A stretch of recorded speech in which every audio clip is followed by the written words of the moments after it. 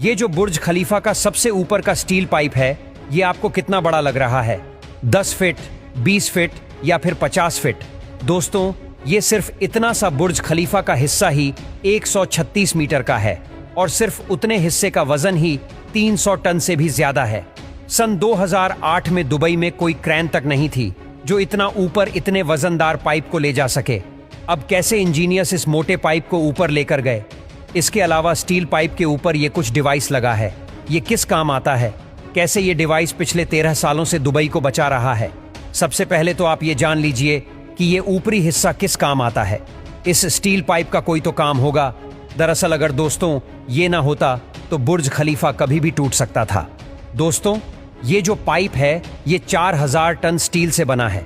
इसकी लंबाई 244 मीटर की है। आपकी जानकारी के लिए बता दें कि स्टील पाइप के साइज के जितना कई देशों में तो बिल्डिंग भी नहीं होती। अगर ये पाइप ना होता तो आज बुर्ज खलीफा 585 मीटर का ही होता।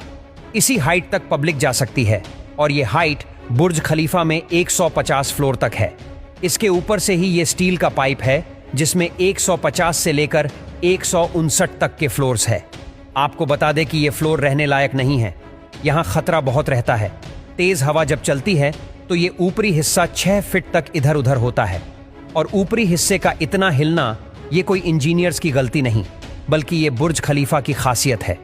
दरअसल ये 200 किलोमीटर प्रति घंटा की रफ्तार से चलने वाली हवाओं को ऊपरी हिस्सा ऑब्जॉर्ब करके बाकी के फ्लोर्स को एकदम सेफ रखता है।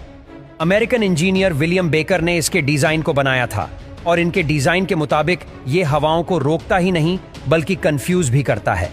बुर्ज खलीफा के ये जो 154 फ्लोर्स है वो बटर्स वॉल के सहारे खड़े हैं और बाकी के बचे हुए ऊपर के फ्लोर स्टील के सहारे खड़े हैं। अब अगर ये स्टील ना होती तो ऊपर के माले हिलने पर कंक्रीट में क्रैक्स जरूर आ जाते और बाकी के सारे फ्लोर्स बर्बाद हो जाते और इसीलिए ऊपर से इसे स्टील से बनाया गया है। इसके अलावा आप यकीन नहीं करेंगे कि बुर्ज खलीफा के टॉप पर लगा ये डिवाइस दुबई को पिछले 13 सालों से बचा रहा है।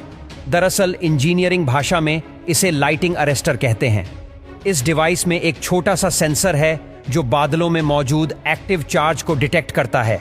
अब ये लाइटिंग अरेस्टर इसका ऑपोजिट चार्ज जनरेट करके लाइटनिंग को अपनी तरफ खींच लेता है और इसके बाद स्टील की मोटी वायर के जरिए ये सारा करंट पूरी बिल्डिंग को बचाता हुआ नीचे धरती में चला जाता है। 18 से 20 बार इस डिवाइस ने बिजली से दुबई को बचाया है। जब भी इस डिवाइस में लाइटनिंग स्ट्राइक होती है तो इसका बैटरी हर बार चेंज करना पड़ता है और चेंज करने के लिए एक वर्कर को ऊपर टॉप पर भेजा जाता है। अब आइए आपको बुर्ज खलीफा के ये टॉप के हिस्से का बताते हैं कि इतना बड़ा और वजनदार हिस्सा ऊपर तक कैसे ले जाया गया। पहले तो काफी समय तक इसका सल्यूशन ही नहीं मिल रहा था, लेकिन फिर इंजीनियरिंग टीम ने यह डिसाइड किया कि हम इस पाइप को बुर्ज खलीफा के अंदर ही बनाएंगे। उन्होंने छोटे छोटे हिस्सों में इस रोड को बनाया और ऐसे एक एक हिस्सा ऊपर ले जाया गया और इसके बाद जाकर इस स्टील के पाइप को असेंबल किया गया।